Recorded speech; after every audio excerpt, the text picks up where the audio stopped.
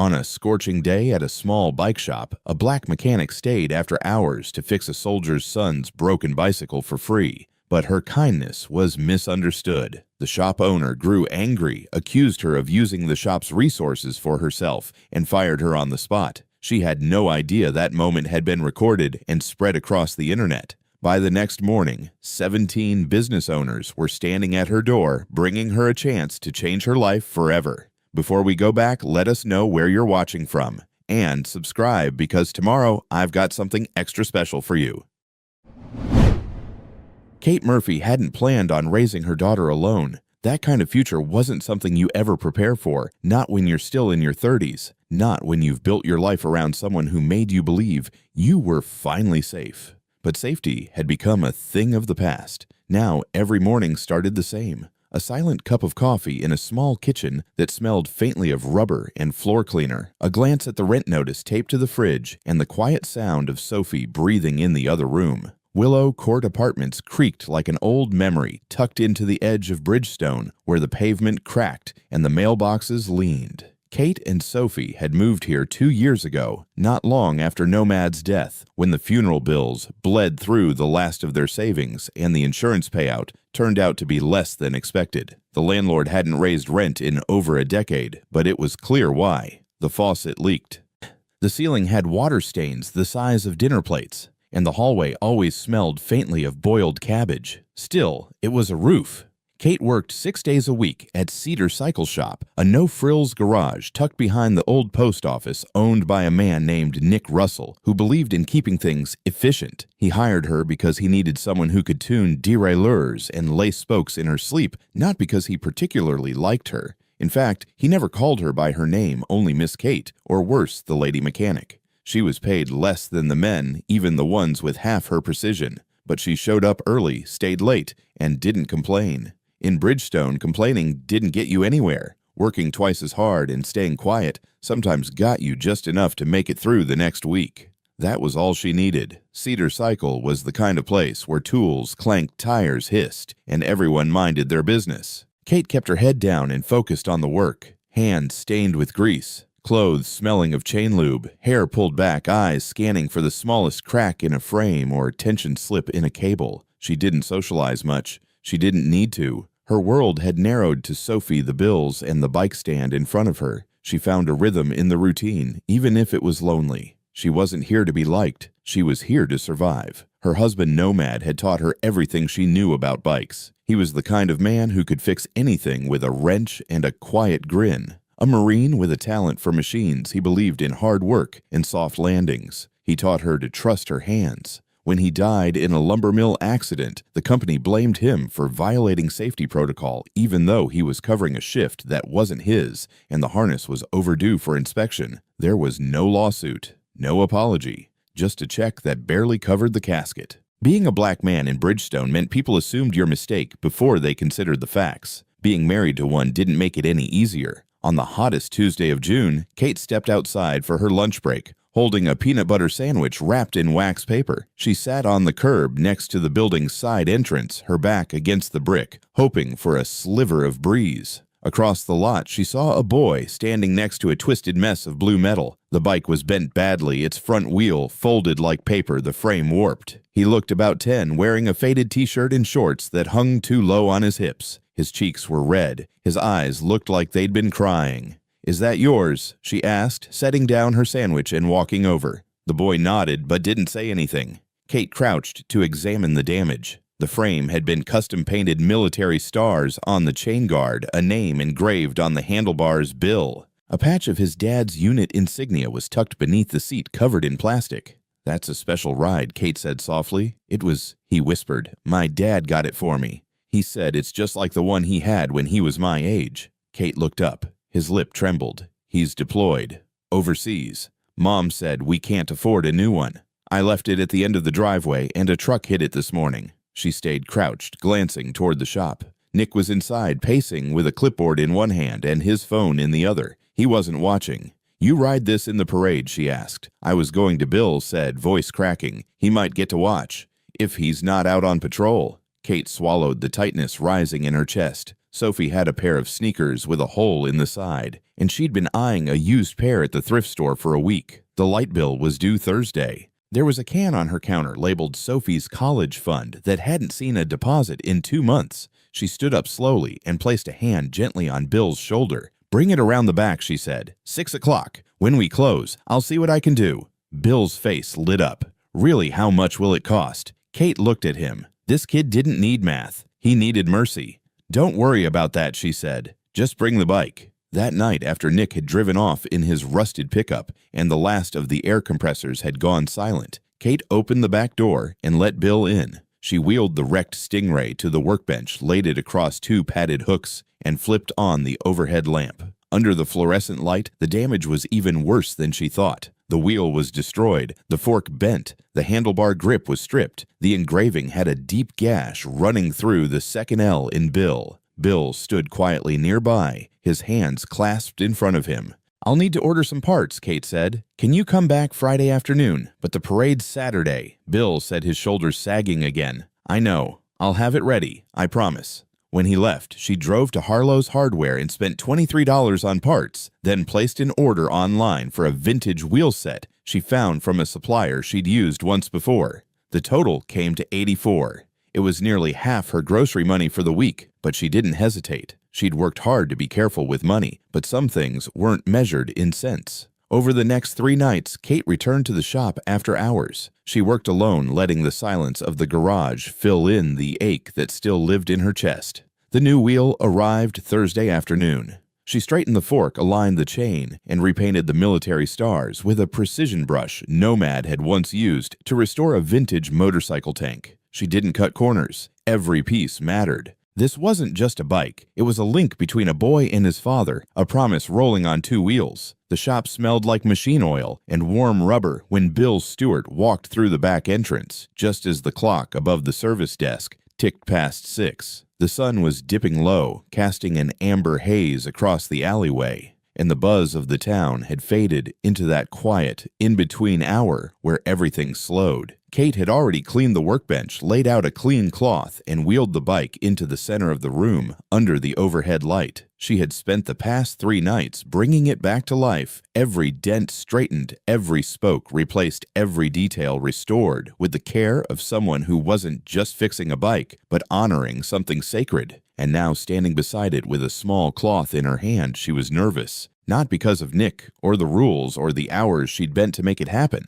but because she wanted this boy to feel whole again, even if just for a moment. Bill stepped inside carrying a paper bag and a can of lemonade. His face was still a little pink from the sun, his freckles standing out beneath his eyes, and there was a hesitation in his step, like he wasn't sure if this was really happening. He held out the bag. "My mom baked cookies. She said I should thank you properly." Kate took the bag, gently smiled, and set it aside on the workbench. Then she reached for the tarp draped over the bike and pulled it back slowly. Bill's mouth dropped open. His eyes scanned the bright chrome, the polished blue frame, the perfectly repainted Army star on the chain guard. His fingers twitched, then reached out, touching the restored engraving of his name on the handlebars. "It looks better than it did before," he whispered. Kate nodded, feeling something tight in her chest begin to loosen. "It's ready for that parade," she said softly. He walked around the bike, hands trailing across the seat and the grip tape.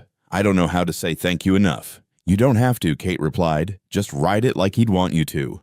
For a moment, the room felt suspended, like the kind of pause right before a laugh or a tear, when everything was perfectly still and right. But the spell didn't last. The front door slammed open with a sharp bang. The metal latch rattled, and the heavy footsteps that followed were all too familiar. Nick Russell's voice cut through the air before he even rounded the corner. "What the hell is going on here?" Kate turned slowly. Her stomach tightened. Bill froze. Nick was red-faced, holding his clipboard in one hand, his keys jangling in the other. His eyes darted to the bike, then to the boy, then finally to Kate. "Are you seriously working on some kid's toy in my shop after hours with my tools?" Bill's eyes went wide. He looked up at Kate, searching for permission to speak or run or disappear. She gave a small nod. "It's okay," she said quietly. Bill wheeled the bike toward the service door.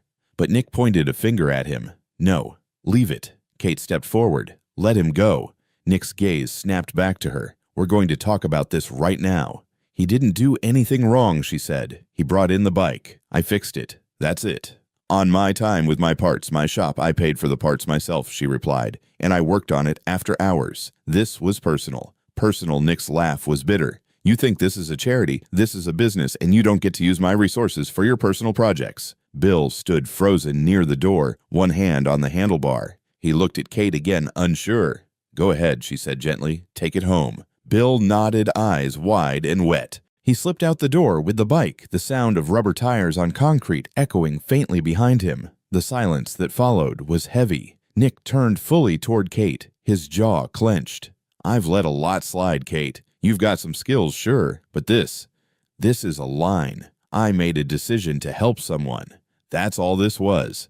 No, this was you doing what people like you always do, thinking you're above the rules because you think the rules don't apply when your feelings are involved." The phrase landed like a slap. "People like you." Kate stood still, eyes locked with his. She could feel her pulse in her ears now. Her fingers curled slightly, but she didn't move. "You can't talk to me like that." Nick's voice dropped, controlled, now clipped. "I just did. Pack up your things. You're done here." Across the room, a few customers who had wandered in during the argument stood awkwardly by the counter. One of them had a phone in his hand, half-raised thumb hovering over the record button. Another, a man in his 50s wearing a denim shirt, was watching silently, arms crossed his face, unreadable. Kate didn't argue. She didn't beg. She turned to the back wall where her toolbox sat, its red surface worn from years of work. Her hands didn't shake, but her heart pounded as she opened each drawer and closed it again, making sure everything was in order. Every wrench and socket had its place. She'd always kept things tidy. It mattered. As she latched the top and secured the clasps, Nick hovered nearby, still fuming. "You want to play the hero, fine. Just not under my roof." Kate stood up, lifted the toolbox handle, and faced him squarely. "You know," she said, voice low, "this kid's dad is overseas. That bike was the only thing he had left that reminded him of him. I gave him something you never will, a reason to feel like he mattered." Nick said nothing. He stared back, jaw tight. Kate turned and walked past him. Her steps were steady. She didn't look back. She didn't see the man in the denim shirt follow her with his eyes all the way to the door. She didn't see the phone finally lifted and the red circle light up as someone pressed record. She didn't notice the way two customers exchanged glances and whispered. She only saw the fading evening light outside the shop, the narrow alley that would lead her home, and the faint outline of Bill's bike turning the corner at the end of the street. Her arms ached from the weight of the toolbox, and her chest ached from something far heavier. That night she would sit alone in her kitchen again, unsure how long she could keep the lights on. But for the moment she had done something that couldn't be taken away. Not by Nick Russell, not by the system that let men like him decide who gets to help and who doesn't. And deep down in the part of her that still believed doing the right thing was worth it, Kate knew this wasn't the end. It was only the beginning.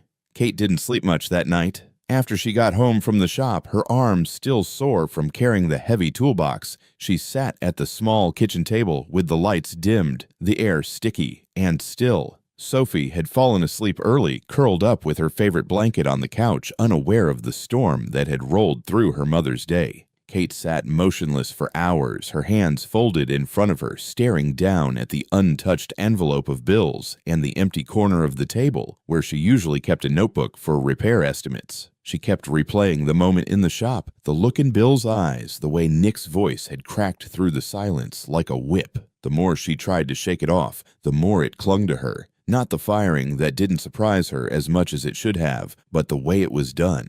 Loud, public, mean. Like she was some kind of threat to the order of things for simply being decent. Morning crept in slowly, bringing with it a gray-blue light through the blinds and a low hum from the street below. Kate hadn't realized she'd fallen asleep until she heard the chime of her phone vibrating on the counter. She rubbed her eyes, reached for the phone, and saw the time. It was just after 6. A call at that hour was never good news. The screen showed Mrs. Fincher, her neighbor from the first floor, who mostly kept to herself, except when it came to building gossip or emergencies. Kate cleared her throat before answering. "Hello, Kate, dear. I'm sorry to call so early, but there's something you should see outside," Mrs. Fincher said in her usual polite but urgent tone. "There are people in the parking lot. Nice people.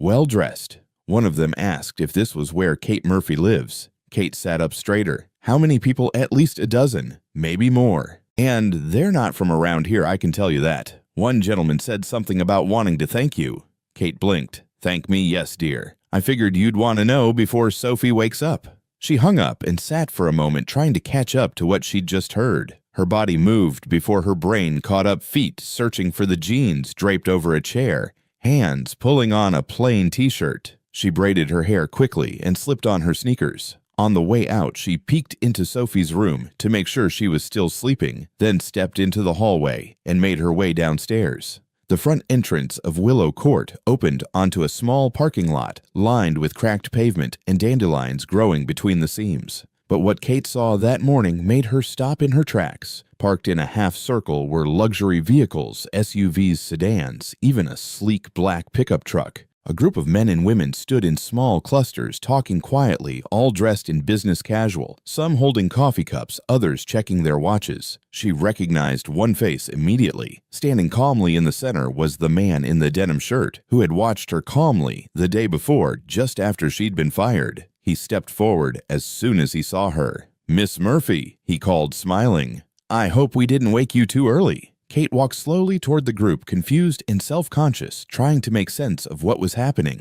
"You were at the shop yesterday." "Yes. My name is Stephen Fox. I was there when it happened, and I saw everything." Kate nodded slowly, unsure of what to say. Stephen gestured toward the others. "These are friends of mine. We're part of something called the Pay It Forward Circle. It's not a formal foundation or anything. Just a group of business owners and professionals who were helped at a critical time in their lives and decided to pay that kindness forward when they were able." Kate looked around again, her heart beginning to race, but not from fear. More from disbelief.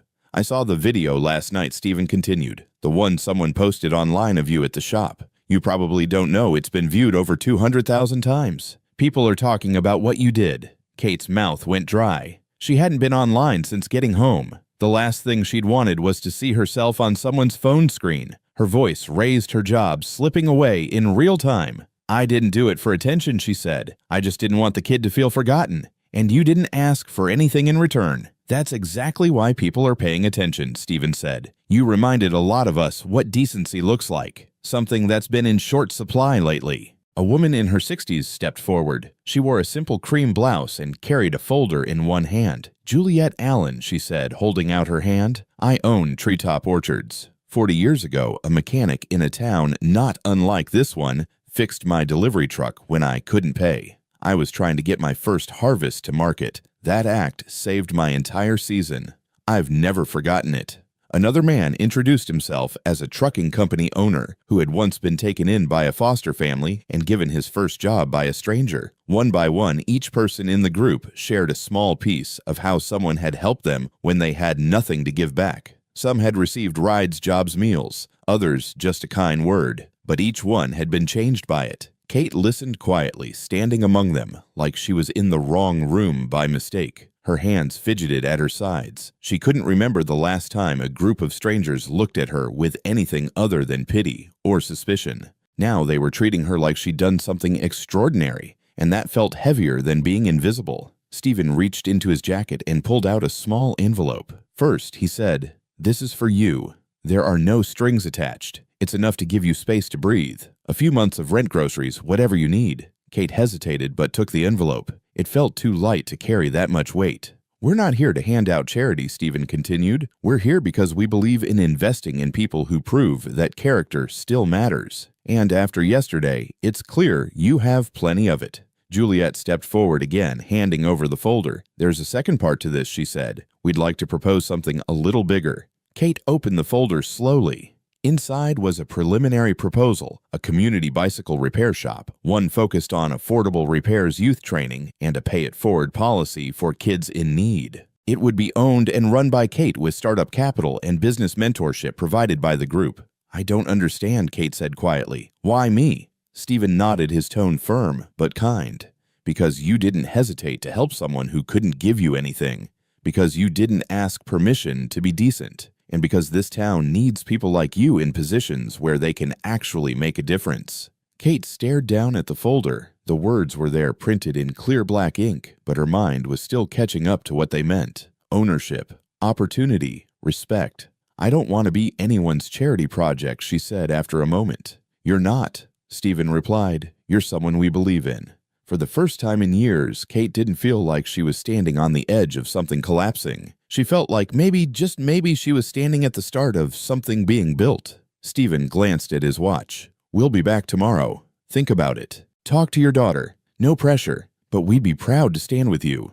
As the group slowly made their way back to their vehicles, Kate turned to head inside. Her hands still held the envelope and folder tightly. From the stairwell above, Sophie's small voice broke the silence. Mom, Kate looked up and saw her daughter peeking out from behind the railing, her hair messy, her pajamas wrinkled. What's happening? Kate smiled softly, holding the folder against her chest. Remember what your dad used to say about kindness being more important than money? Sophie nodded. Well, Kate said, her voice steady, sometimes kindness finds its way back to you. Kate spent the rest of the morning in silence, sitting at the small kitchen table, where the air still held a trace of cinnamon from the cookies Bill had brought her the day before. The envelope from Stephen Fox lay unopened in front of her, its clean edges staring back like some kind of test she hadn't studied for. Next to it was the manila folder Juliet Allen had handed her, inside pages of printed proposals, startup estimates, projected timelines, even sketches of possible layouts for the bike shop they wanted her to own. It didn't feel real. Not yet. The sun had climbed higher through the blinds, casting narrow lines of gold across the table, and Sophie was now fully awake, sitting across from her mother with a bowl of dry cereal and her knees tucked up under her chin. She had been unusually quiet, watching Kate with that thoughtful look children wore when they could tell something big was happening, but didn't know whether to be excited or afraid. Kate exhaled slowly and pushed the envelope toward Sophie. You want to open it? She asked. Sophie blinked. Can I? Kate nodded. The girl tore it carefully, like she understood it wasn't just a piece of paper inside. It was something heavier, something important. She pulled out the check and turned it around so Kate could see. Kate's breath caught. It was more than she had made in a full year at Cedar Cycle, rent for several months, groceries, utilities, enough to cover Sophie's school supplies, and maybe even that pair of sneakers she'd been asking about. The room felt smaller suddenly, like the air had thickened. Sophie stared at the check, then looked up. Does this mean you don't have to go back to work at that place? Kate didn't answer right away. She was still trying to process what that check represented. It wasn't just money. It was a crack in the wall that had kept her boxed in for so long, boxed in by routine, by survival, by the quiet rules people like her learned to follow without ever being told. I'm not going back, she said finally, her voice firm. Sophie smiled softly. Good. They sat that way for a few more minutes before Kate reached for the folder and opened it again. She spread out the pages across the table, scanning the proposal with more focus this time. There were sections on community engagement apprenticeships for local teens, options for sliding scale pricing. Every page was written in plain, clear language, no legal traps, no hidden terms. But that didn't mean she trusted it completely. Not yet. Her life had taught her that generosity often came with fine print. Kate grabbed a notebook from the counter and started writing questions. Who owns the space? Will I have full authority on hiring and operations? Is there a lease? What are the reporting expectations? How will marketing be handled? As she wrote, her breathing slowed. She was building structure around something that had felt impossible just hours ago. She was testing its edges, looking for cracks the same way she would check the frame of an old Schwinn. Not because she wanted to reject it, but because she needed to know if it could hold her weight. Around noon, she picked up her phone and called Stephen. He answered on the second ring. Miss Murphy, he said warmly. I was hoping you'd call. I have questions, she said without hesitation. I would be surprised if you didn't, he replied. Kate stepped into the bedroom and closed the door behind her. I read the proposal. I need to understand exactly what this means for me. Not just the money, but the control, the responsibility. Stephen didn't interrupt. He listened. I've worked hard, she continued. I know how to fix bikes. I know how to treat customers. What I don't know is how to write contracts or deal with business taxes or city permits. If I walk into this, I can't do it halfway. I need to know I won't be treated like a figurehead or like someone you all feel sorry for. If I say yes, it's because I plan to make this thing real. I just can't do that if there are strings I don't see yet.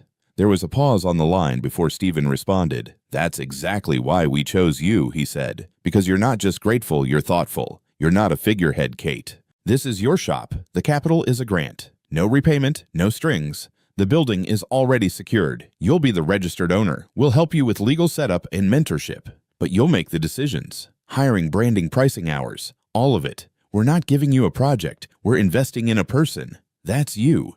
Kate didn't answer right away. She felt her eyes sting. She sat on the edge of the bed and stared at the floor. Stephen's voice came again, gentler now. Take your time. Talk to your daughter. Talk to Juliet. She's been where you are. After they hung up, Kate placed the phone on the nightstand and leaned back against the wall. She thought of Nomad, of his hands guiding hers over a brake cable when she was just learning. Your hands will get you through things the world can't touch, he had said once. She hadn't understood it back then. Now she did. Later that afternoon, Kate called Juliet. The older woman picked up with a cheerful tone that felt like sunshine on an overcast day. I was hoping you'd call, Juliet said. I needed to hear from someone who's done this. Kate replied. Juliet didn't rush to reassure her. She let the silence settle a bit. It's not easy, she said finally. When I started, I was terrified. I had a truck I could barely afford, and trees that wouldn't wait another season to be harvested. But someone believed in me. That belief gave me room to believe in myself. And I'm telling you this because I see that same quiet strength in you, the kind that doesn't make noise but gets things done. Kate let that settle in. It wasn't praise, it was recognition. They talked for nearly an hour about business licensing, about managing teenage apprentices, about customers who try to negotiate every nickel. Juliet answered every question directly, sometimes laughing, sometimes pausing to give space for the weight of the topic. By the end, Kate had a full page of notes, a second page of follow-up questions, and the beginnings of something even more valuable, a feeling that she could do this. That evening, after dinner, Kate and Sophie sat outside on the narrow balcony, the sky streaked with orange and rose. Sophie had a coloring book in her lap, though she hadn't touched the crayons in minutes. Her attention was on her mother. Do you think Dad would like it? She asked quietly. Kate looked out at the skyline. The town wasn't much to look at, just rooftops and telephone wires, but it was hers. I think she said slowly, he'd be proud we didn't let someone else decide what we were worth. Sophie smiled, then picked up her red crayon and started filling in a drawing of a bicycle. Inside the apartment, on the table where the check still rested, beside the proposal, Kate placed her hand on the folder, not to close it this time, but to keep it steady. Her heart was still uncertain, her mind still cautious. But her hands were ready. Kate woke up before the sun had fully risen, the light in her apartment, still dim and soft, casting long shadows across the floor. For a moment she stayed in bed staring at the ceiling, letting her breath settle. The folder from Stephen and Juliet was still on the kitchen table, right where she had left it the night before, and the envelope with the check tucked beneath it. The silence felt different this morning, less like a wait and more like a pause before something important. Sophie's light footsteps echoed down the hallway, and soon the soft clink of a spoon against a cereal bowl joined the hum of the refrigerator. There was no rush, but everything felt like it was moving toward something. By 8:30, Kate was dressed in a plain navy blouse jeans that were neat but worn at the knees, and her work boots the same pair she had worn to the shop every day for 3 years. She didn't put on makeup, just tied her hair back tight and checked her notebook twice, making sure the questions she'd prepared were in order. Sophie, sitting at the edge of the table with her sketchbook in her lap, was unusually focused. She flipped to a new page and started drawing, her brow furrowed, the way it always was when she was deep in concentration. After a few minutes, she tore the page out, folded it carefully, and held it out to her mom. "This is for you," she said. Kate unfolded the paper and smiled. It was a hand-drawn logo, crayon-colored uneven, but beautiful. A bicycle with bright yellow wheels shaped like the sun, and underneath, in Sophie's careful handwriting, the words, "Kindness is the gear that keeps us going." Kate felt her throat tighten as she looked at it. She held the drawing with both hands for a moment, then leaned down and kissed Sophie's forehead. "I love it," she said. "I'll keep it with me today." Sophie grinned and picked up another crayon. Kate tucked the drawing into her notebook and took one last look around the apartment before heading out. The cafe where Stephen had arranged the meeting was just a 10-minute walk from Willow Court. It was a small place, brick walls, big windows, the smell of roasted beans and cinnamon in the air. Kate arrived right on time, her boots clicking softly against the floor as she stepped inside. She spotted Stephen and Juliet at a corner table, both already seated, with folders open and 2 coffees in front of them. They looked up and smiled as she approached. "Miss Murphy," Stephen said, standing to greet her. "Glad you made it." "Just Kate," she replied, shaking his hand. "I'm not big on formal titles." Juliet gave a warm nod. "You look ready." "I brought questions," Kate said, sliding into the chair across from them. She opened her notebook and placed it between them. "I'd expect nothing less," Stephen replied. Kate glanced at the folder on the table. "Before we talk shop, I need to be sure of a few things. I know you said there were no strings, but I've learned that no one offers something this big without expecting something back. So, I want to be clear." Juliet leaned forward. "Go on."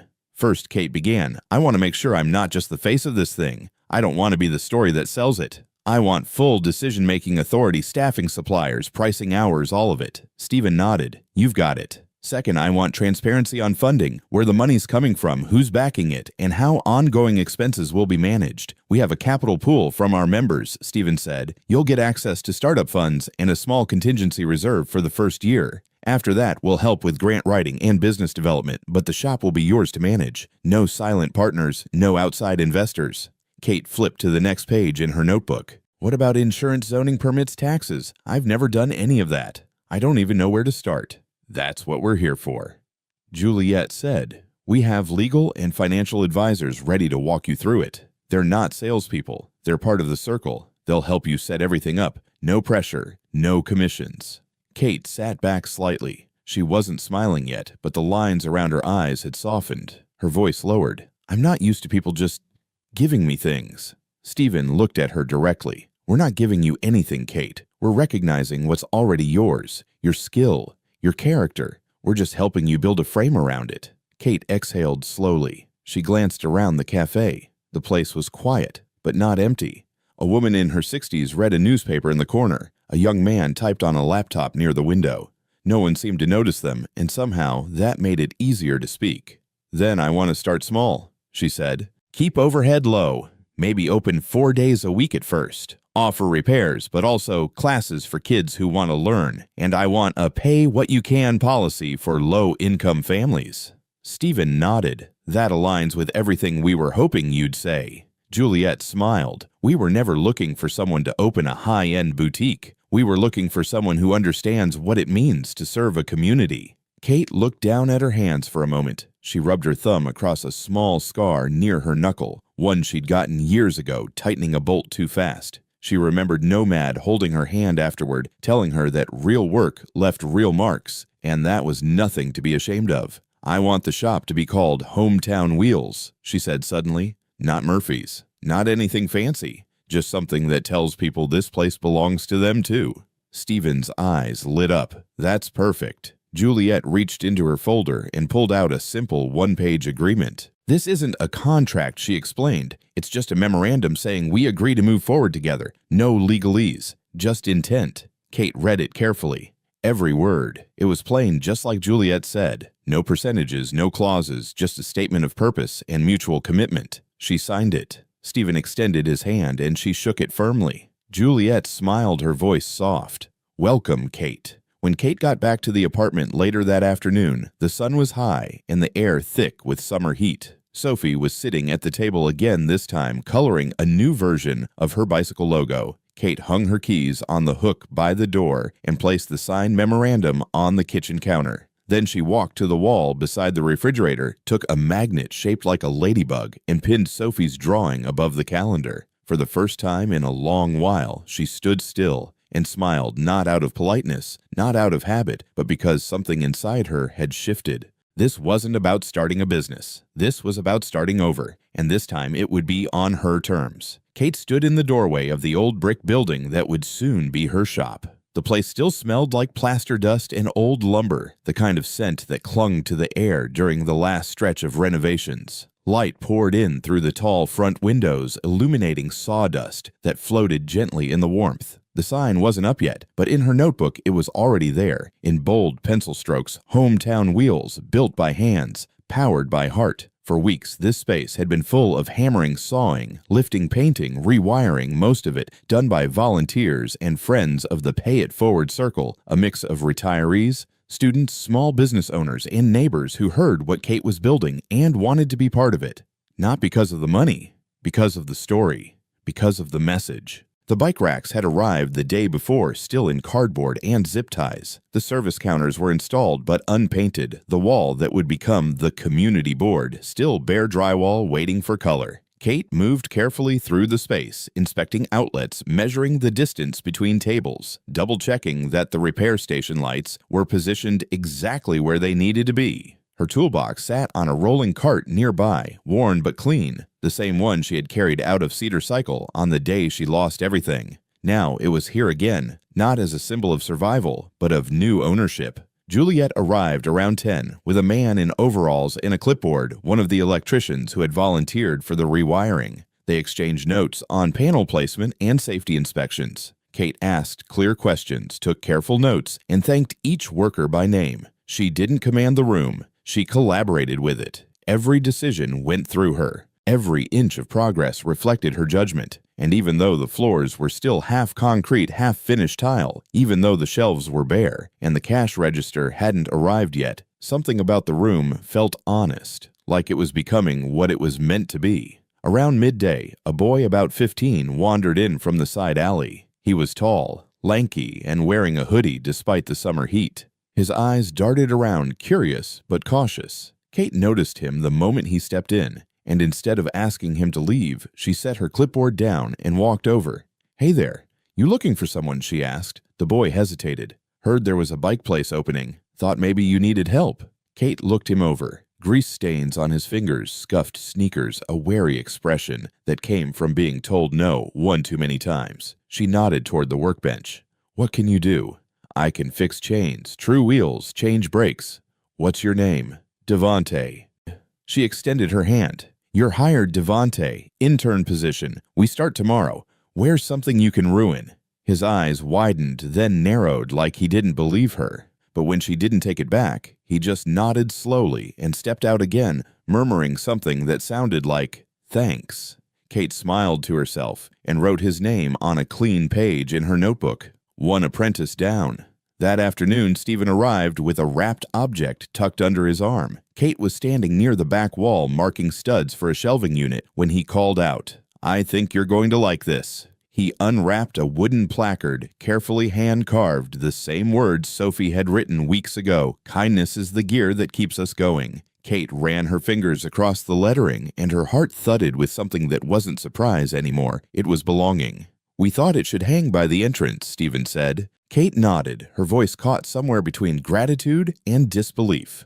"That's perfect." By 5, the volunteers began to pack up, wiping sweat and dust from their arms, rolling up cords, and stacking boxes. One of the older men, a retired mechanic named Ron, patted Kate on the shoulder. "You got yourself a hell of a thing going here, Miss Murphy. Town could use more of this."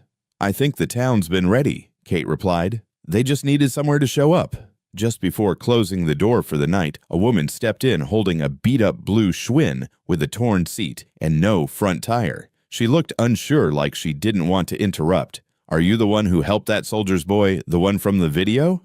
Kate nodded. The woman gestured to the bike. "We don't need this anymore. Maybe you can use the parts, or fix it up for someone else." Kate took the handlebars, nodded quietly, and wheeled the bike inside. When the door finally closed and the light outside turned to amber dusk, Kate was alone in the shop. She sat on a stool, pulled out a rag, and wiped the top of the main workbench clean. The surface, still rough from sawdust, was the same width as the bench she and Nomad used to share back when they worked side by side in their tiny garage. She reached into her notebook and pulled out a black marker. Above the bench on the newly painted wall, she wrote one sentence: "We fix more than bikes." Then she capped the marker, sat back, and looked around the room.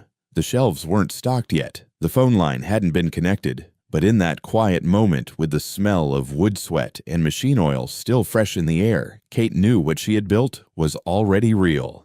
The morning of the grand opening arrived with a bright sky and the kind of stillness that comes just before a town starts to stir. Kate stood outside Hometown Wheels, her hand resting on the front door handle, eyes scanning the simple white letters on the new glass. The sign above the awning caught the light just right. Hometown Wheels, built by hands, powered by heart. For a few seconds she didn't move. Her heart beat steady, but full. This wasn't like the nervous flutter she used to get before job interviews or the anxious thud before her performance reviews. This was something different. This was pride. This was ownership. This was her name, not on a time card, but on the deed. Inside, the shop had been transformed. The walls were painted soft gray with accents of warm cedar and navy. The workbenches gleamed freshly oiled and lined with the tools she had spent years collecting. The parts wall was stocked, the floor was swept, and at the center of it all, like a quiet monument to everything that had happened, stood the display pedestal, holding Bill Stewart's restored Schwinn Stingray.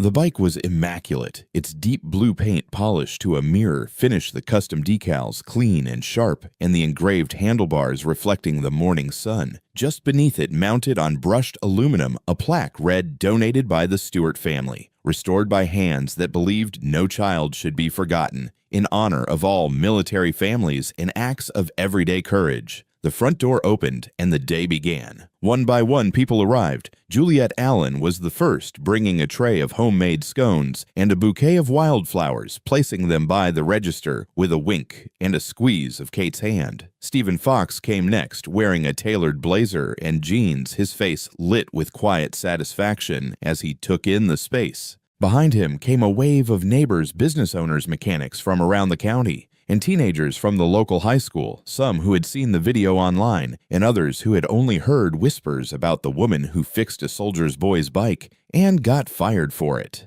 Kate moved through the room like she belonged there, because finally she did. She greeted every guest with the same calm dignity, answering questions about repair pricing, apprenticeship applications, and donation policies. Devante stood proudly at the secondary workbench, showing a pair of curious kids how to tighten brake cables. A local reporter took photos, snapping shots of the shop's interior, the community board covered in thank you notes, and, of course, the Stingray. Around noon, a hush fell as the front door opened again. Kate turned instinctively and saw them, Bill, his mother, and walking just behind them in full uniform was Bill's father. His posture was straight, but his face was soft. He had a slow, deliberate walk, as if every step was an effort not to overwhelm the moment. Kate blinked, heart thudding once again, this time different. She hadn't expected this. Bill rushed ahead, smiling so wide it looked like it might hurt. "Miss Kate," he shouted, "we brought something." His mom held a framed photo, Bill and his father standing next to the Stingray, both grinning like fools, the kind of photo that froze time in a perfect second. She handed it to Kate with both hands.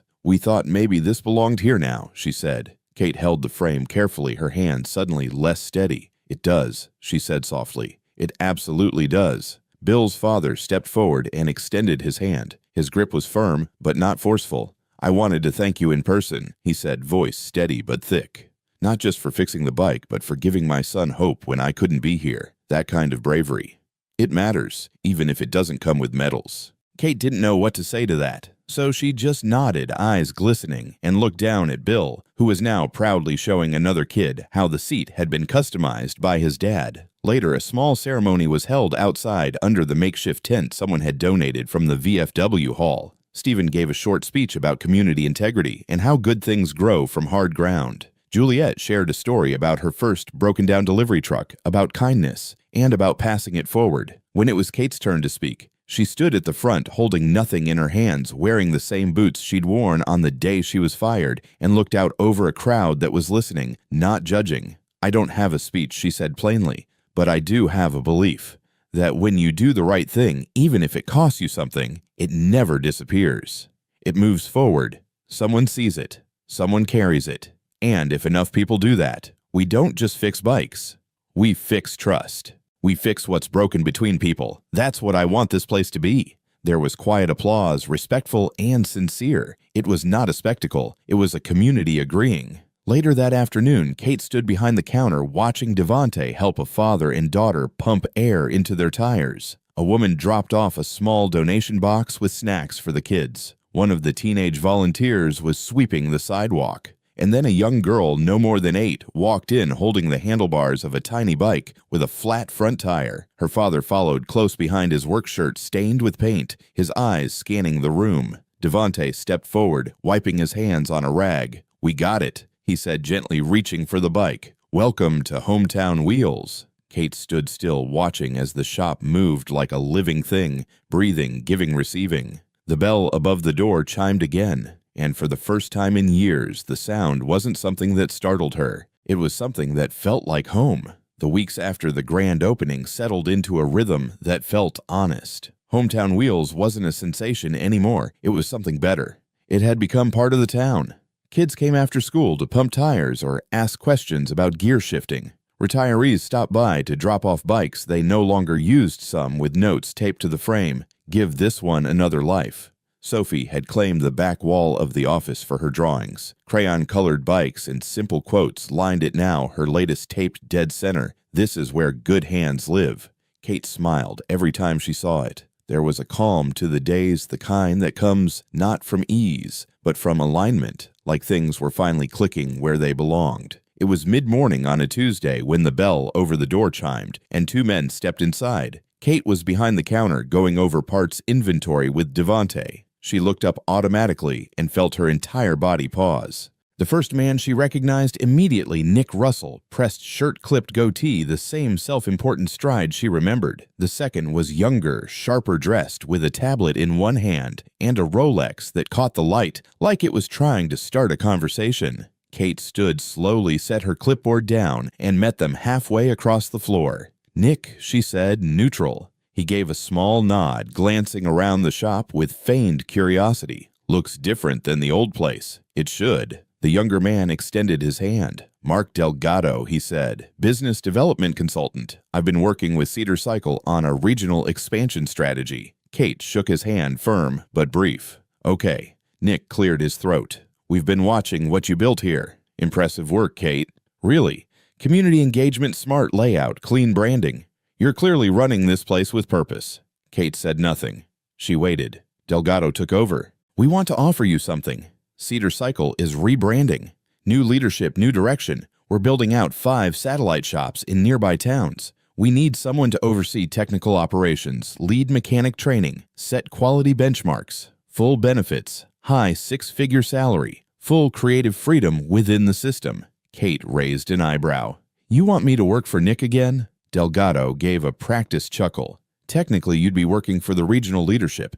Nick's mostly advisory now." Nick stepped in. "Look, I made a mistake, Kate. I see that now. You turned a tough break into something real. I respect that. And I think deep down, you know you could do even more with better resources." Kate stared at him. There was no anger, no bitterness, just clarity. She had nothing to prove anymore, and that made this moment simpler than she expected. "Why now?" she asked. Nick shifted. "Because talent like yours doesn't come around often. And because this time I'm not trying to fix bikes. I'm trying to fix how I run a business." Kate nodded slowly, then looked around the shop. She saw Devante helping a teenager tighten a loose handlebar. She saw the donation rack stocked with food, the thank you cards pinned near the register, the sign Sophie had made in the back office. She saw the Schwinn Stingray still gleaming near the wall. Then she looked back at Nick and Mark. "This shop wasn't built to prove you wrong, Nick," she said. "It was built to prove that what you said didn't have to be true." Nick blinked, caught off guard. Kate continued, "You said this wasn't a charity, that I wasn't paid to care, that when I used my hands to do something that didn't bring a receipt, it wasn't worth it. Well, look around. Every inch of this place proves the opposite, so thank you for the offer." "Really? But I'm already where I belong." Delgado tried to recover, nodding respectfully. "If you ever reconsider, I won't," Kate said gently, "but I hope your new hires get treated better than I did." She offered a polite smile and turned to walk back behind the counter. Devante glanced at her wide-eyed, and she gave him a short nod. The men lingered awkwardly for another moment, then left without another word. That afternoon, a man in his 50s walked in holding a rusted cruiser bike with one pedal missing. His hands were calloused, his jeans stained with drywall dust, and beside him was a girl about 9 clutching a helmet with peeling stickers. He looked around uncertainly. "We don't have much," he said, "but she wants to ride again. I figured I'd see if Kate stepped forward. Bring it over. Let's take a look." As he wheeled it in, Kate crouched low, examined the chain, tapped the brake housing, and made a quick list in her head. "We'll replace the pedal, tighten the brakes, swap the front tire," she said. "Give us a day or 2. "How much?" he asked. Kate smiled. "Teach her how to oil the chain when you get it back. That'll be your payment." He looked stunned for a second, then nodded slowly. Yeah, I can do that. Later that evening, when the shop was quiet again, Kate sat at the back workbench organizing a tray of Allen wrenches. She glanced at the whiteboard beside her where Sophie had added another phrase, "Even the smallest fix makes the wheel turn." Kate read it, then looked around the shop again. No press, no speeches, no applause. Just a place that ran on something steadier than money. She didn't need an offer to feel validated. She needed only this, a space where decency didn't require permission, and where work done with care could reshape the ground it stood on. 12 months had passed since the day Hometown Wheels first opened its doors, and on that morning the shop felt more alive than ever. Kate stood at the front window, watching the street outside come to life with the kind of quiet energy that only came when something good was about to happen. A handmade banner hung across the front, Freedom Bike Day. No cost, no questions. Just ride. Inside, 22 fully restored bicycles lined the walls, each tagged with a child's name, their heights carefully measured, and adjusted tires checked twice, chains cleaned and greased. A dozen more sat in the back, still waiting for last-minute touches. Devante moved briskly between them, his hands fast and steady now, the technical lead in everything but title. Sophie sat cross-legged near the counter organizing registration cards and drawing stars next to names of first-time riders. The event had grown beyond what Kate imagined. Volunteers from the neighborhood had shown up early, arranging tables of donated helmets, snacks, and water bottles. Local businesses dropped off coupons for haircuts and school supplies. The town library set up a booth with books about bike safety and community history. The energy was tangible, not loud, not chaotic, but present in every voice, every small act of care. As families arrived, kids ran their hands over the bikes, eyes wide, shoes tapping the floor impatiently as they waited for their turn. Kate walked the floor, greeting parents, tightening bolts, adjusting seats, reminding one boy gently not to overpump the tires. Each time she smiled, it was genuine, unhurried. This was the version of success she had built, not a brand, not a platform, but a rhythm where people took care of one another because they wanted to.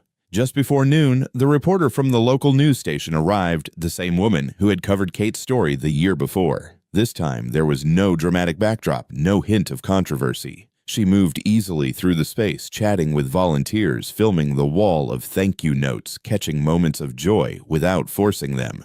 "We're here today to see how one act of kindness became something bigger than headlines," the reporter said into the camera. Hometown Wheels, a repair shop turned community anchor, is celebrating 1 year of giving back. When she approached Kate for an interview, Kate wiped her hands on a towel and leaned casually against the counter. She didn't prepare a statement this time. She didn't need one.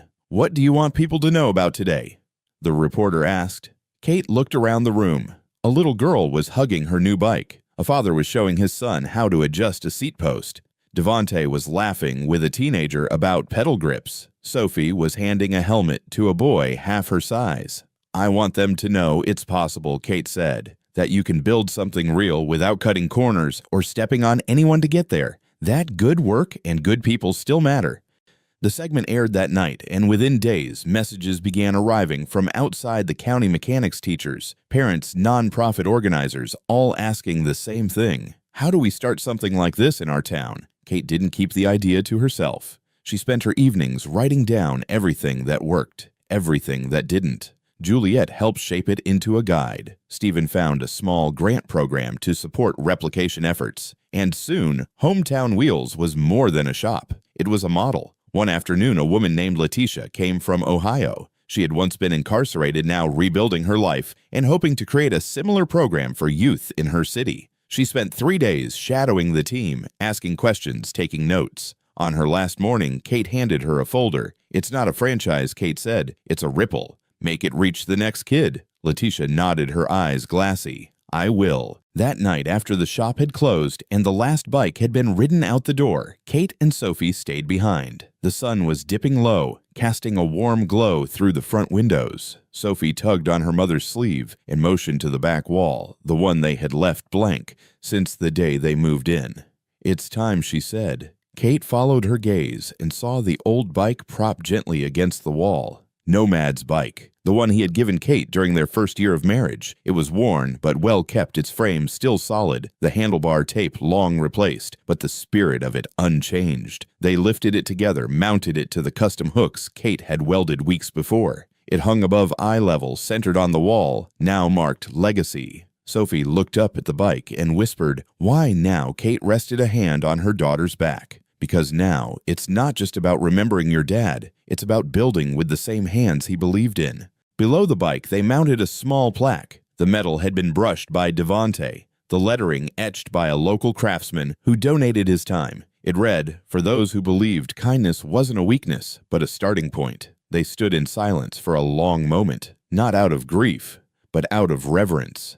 The shop didn't feel like a second chance anymore. It felt like a foundation, not one built on sympathy or charity, but on steady hands, firm values, and the quiet belief that doing good was enough. That night, as the lights dimmed and the streets outside grew still, Kate closed the front door, turned the lock, and knew she had finished something worth keeping. Thank you for staying with us until the very end of this heartwarming story. In a world where a single mother fixing a broken bicycle can spark a viral video and turn a quiet act of kindness into a movement, Hometown Wheels reminds us that second chances aren't just found, they're built one bolt, one handshake, one child's smile at a time. If this story touched something in you, share how it made you feel in the comments below. We'd love to hear from you. And don't forget to subscribe, because the next chapter in this pay-it-forward journey through small-town America is just around the corner. Join us to share meaningful stories by hitting the like and subscribe buttons. Don't forget to turn on the notification bell to start your day with profound lessons and heartfelt empathy.